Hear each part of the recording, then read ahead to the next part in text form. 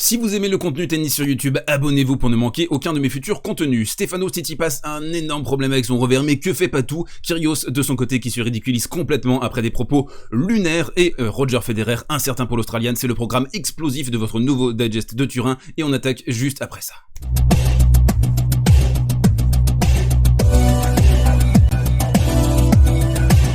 Et on attaque ce côté réseau avec Félix Auger nullissime qui intègre le top 10 cette semaine, comme le montre Constance 176. Les néo-top 10 se succèdent. C'est au tour de Félix Auger-Aliassime de faire son entrée dans le top 10, devenant ainsi le 176e joueur à intégrer ce dernier depuis la création du classement ATP, le 3e joueur canadien bien sûr après le Grande Milos et Denis Shapovalov. Information également intéressante juste en dessous de Constance, 4, Félix est le 4e joueur avec un palmarès vierge au moment de faire son entrée dans le top 10 avec Michael Pernfors en 86, Cédric Pioline qu'on embrasse en 93, Marcos Baghdatis en 2006 et donc Félix en 2021. Alors, je me suis fait un petit kiff ce matin, j'ai regardé le classement, le top 10 actuel avec donc Novak Djokovic, Medvedev, Zverev, Tsitsipas, Rublev, Nadal, Berrettini, Nadal qui est KO, Ruud, Hurkacz et Félix Auger-Aliassime, et je l'ai comparé avec la saison 2006 complètement au hasard, donc j'ai regardé le top 10 à cette époque, Roger Federer, Rafael Nadal, Andy Roddick, David Nalbandian, Ivan Ljubicic qui est devenu le coach d'ailleurs de Roger Federer, c'est marrant, Nikolai Davydenko, Guillermo Coria, André Agassi, Gaston Gaudio et David Ferrer avec un Lleyton Hewitt sauvage en 11e position.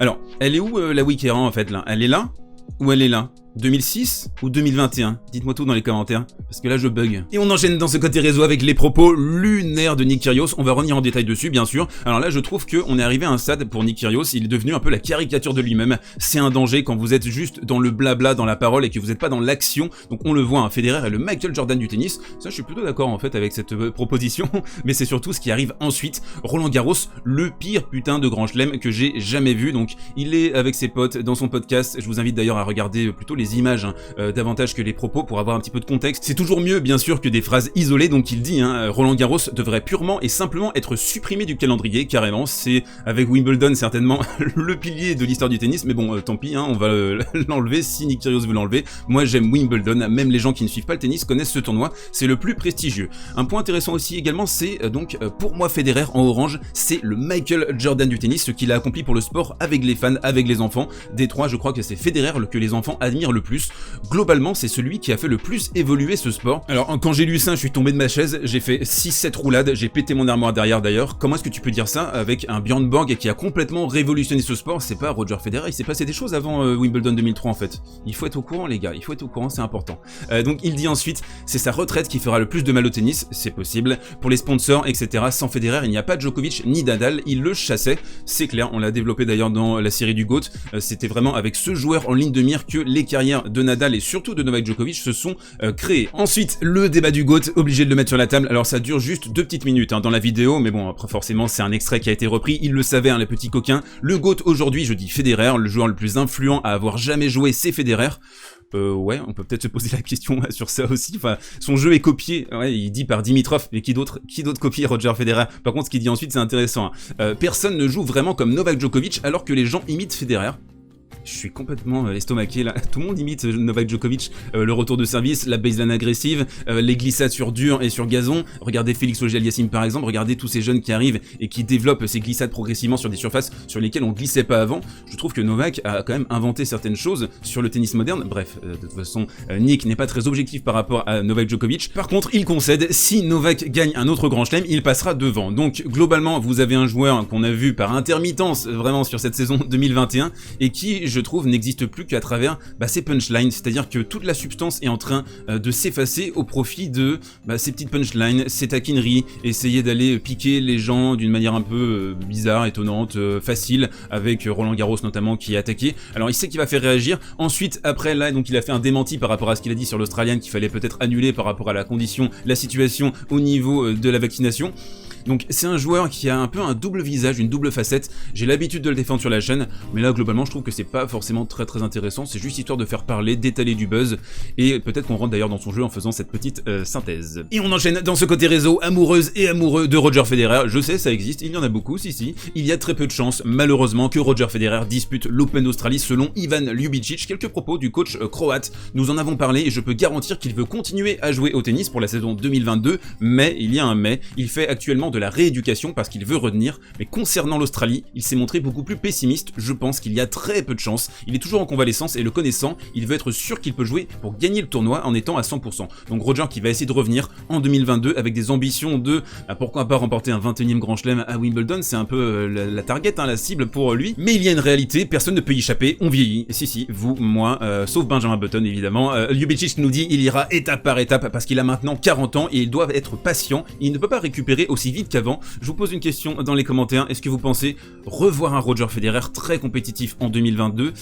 Perso, moi j'ai des doutes clairement là-dessus, sur le format en 3-7 gagnant, remporter 7 matchs sur 2 semaines avec toutes ces pauses là depuis 2 ans maintenant. Est-ce que ce ne serait pas quand même un peu la fin pour Roger Federer? Voilà, je vous pose la question dans les commentaires. On enchaîne, dernière info dans ce côté réseau avec Benoît Lallemand qui nous régale. Alors c'est quoi? C'est qui Benoît Lallemand? C'est le responsable du pôle sport et hippisme au Parisien aujourd'hui en France. Alors Benoît, je te conseille vraiment un truc très simple, resserre-toi sur les chevaux, voilà, tu te focuses sur le turf, tu t'écartes du tennis parce que tu connais rien en regardant le tweet, même là ça sonne faux, en parlant de cette célébration de Novak Djokovic que je vous ai montré hier dans le digest, même là il n'arrive pas à être sincère. J'ai juste une question à poser, voilà, juste une question très simple. Benoît, ça fait quoi d'être une gigantesque trompette? Et on enchaîne avec le coin tactique. La première rencontre qui va nous intéresser dans cette vidéo, c'est le Tsitsipas Rublev qui a eu lieu hier soir. Et mon dieu, qu'est-ce qu'il y a des progrès à effectuer au niveau du revers pour Tsitsipas. Il est en crise de confiance totale. Et puis ce slice qui est mais dégueulasse. Alors il le fait en open stance, c'est-à-dire appui ouvert en permanence, alors que on le sait, je vais vous montrer d'ailleurs donc cette petite encart avec Roger Federer, faut planter la jambe droite dans le sol et ensuite balayer avec sa jambe gauche au moment de l'impact pour avoir un certain contrôle au niveau du slice, au niveau du geste également. Donc que ce soit la position et le geste, il est complètement à la masse. Et du coup je me pose la question, mec, t'as the coach dans ton clan, t'as littéralement le meilleur coach de l'histoire de l'humanité, autoproclamé bien sûr, Patrick Mouratoglou, dans ton équipe. Comment ça se fait que t'arrives pas à progresser sur un secteur aussi simple que le slice? Franchement, même un coach assez basique pourrait t'enseigner comment est-ce que tu peux réussir à t'améliorer sur ce secteur. Non, the coach n'y arrive pas, il est plutôt occupé à faire des capsules Instagram, que je dévore d'ailleurs quand je suis sur le trône, j'adore ça. Bref, on le voit ici dans cette séquence, Rublev, qu'est-ce qu'il a fait sur les rallyes? Il a enfoncé encore 1, 2, 3, 4, ici dans cet échange 10 fois sur le revers de Tsitsipas, qui va finir par craquer parce qu'il n'a pas de slice défensif, et c'est hyper important sur une surface rapide, on en a parlé hier avec Berrettini. Donc on a un problème sur le revers, ça on l'a mentionné, maintenant le coup droit aussi qui a été défaillant, 27 fautes directes au total, 17 sur son coup droit, ici on le voit, ça va être trop devant, ça va être mal accompagné, il va satelliser ça dans le filet, grosse faute ici pour se faire breaker, 6-4, 3-2, Rublev qui va s'envoler, et on a senti un Tsitsipas qui est pas en confiance sur la baseline, qui est pas non plus super à l'aise sur cette surface, et en fait cette surface rapide elle met en exergue toutes ces failles structurelles. Alors il a dit je reste dans le tournoi, je vais essayer de remporter des matchs etc, mais je trouve que depuis la finale de Roland Garros on est sur un joueur qui est un peu en stagnation, voire en régression. Il y a des joueurs qui sont en train de passer devant, il y a des joueurs qui progressent, les Sinner, Medvedev maintenant sur dur c'est devant, le Z aussi qui continue à progresser, on l'a vu, avec cette volonté farouche de se rapprocher de la baseline, d'avancer aussi dans le terrain et de pourquoi pas terminer les points au filet. Pour Stefanos, j'ai du mal à voir en fait quelle est la tactique, quels sont les plans de jeu, qu'est-ce qu'il essaye de faire. Il est toujours un peu en réaction, il compte beaucoup sur son coup droit, mais là ça a défailli hier soir donc il a pas réussi à compter sur cette arme. Je vois pas en fait quels sont les plans pour Tsitsipas, à part prends-toi peut-être quelqu'un d'autre dans ton équipe pour ouvrir un peu les perspectives. Dernier point sur cette rencontre avant d'évoquer rapidement Novak Djokovic, Rublev, le premier set au service, 92% de première balle, donc forcément Tsitsipas a pas été très à l'aise dans ce match bien sûr, mais quand vous servez comme ça, alors ça a été incroyable, ici côté égalité, il a envoyé des missiles en cours croisé, en veux-tu en voilà, OT également, il nous a claqué des trucs, le mec s'est littéralement transformé en serve-bot comme Casper Ruud également, 9 ace au total, super premier set, et d'ailleurs il a pris un super départ. On a vu Novak Djokovic qui lui était plus à 1m50, 2 mètres de sa ligne en réaction, il a complètement changé ça à partir de 3-2, et surtout on le connaît le Novak avec l'ouverture des angles ici, donc il va être dans cette position, il va faire un coup droit court croisé qui va forcer Ruud à se déplacer. Ruud il aime bien quand il est campé sur la baseline en décalage coup droit surtout, qu'il a le temps et qu'il peut envoyer des marmites, là il est vraiment redoutable, mais quand il doit défendre un petit peu sur son côté droit ou son côté gauche, il est défaillant à ce niveau là, et Novak a fait plusieurs choses pour juguler cet énorme départ de la part de Casper Ruud. D'abord l'isoler sur son revers,